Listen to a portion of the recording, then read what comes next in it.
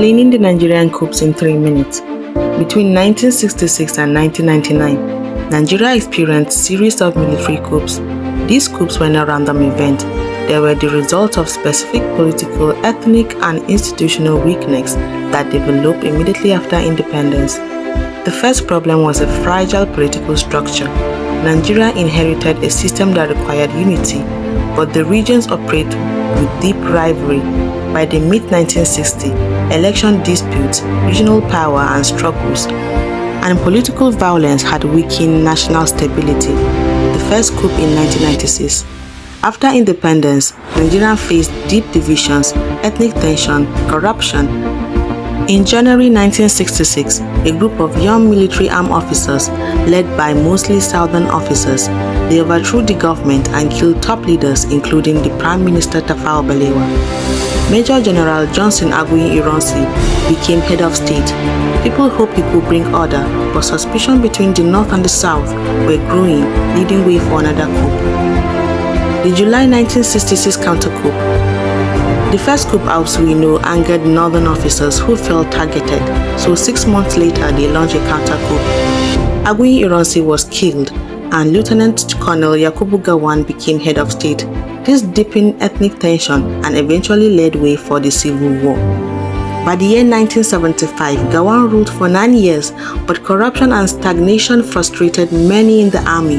While he was away in an international summit, young officers staged another coup. General Murtala Mohammed took power, promising reforms, but unfortunately he was assassinated in 1976, and Olusegun Obasanjo stepped in.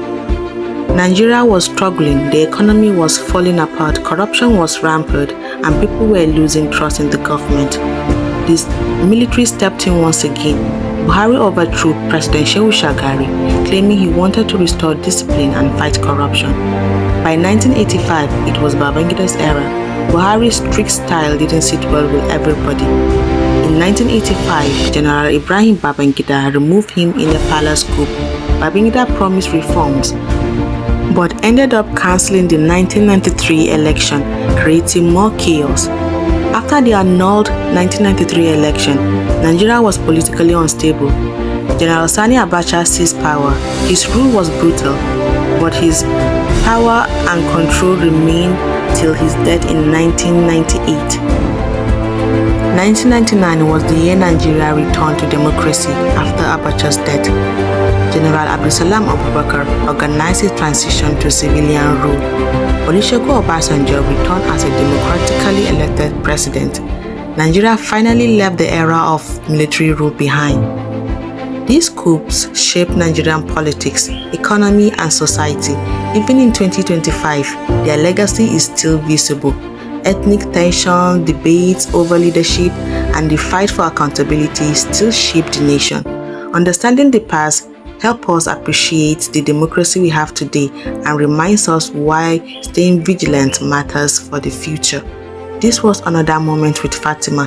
Don't forget to subscribe. Until next time.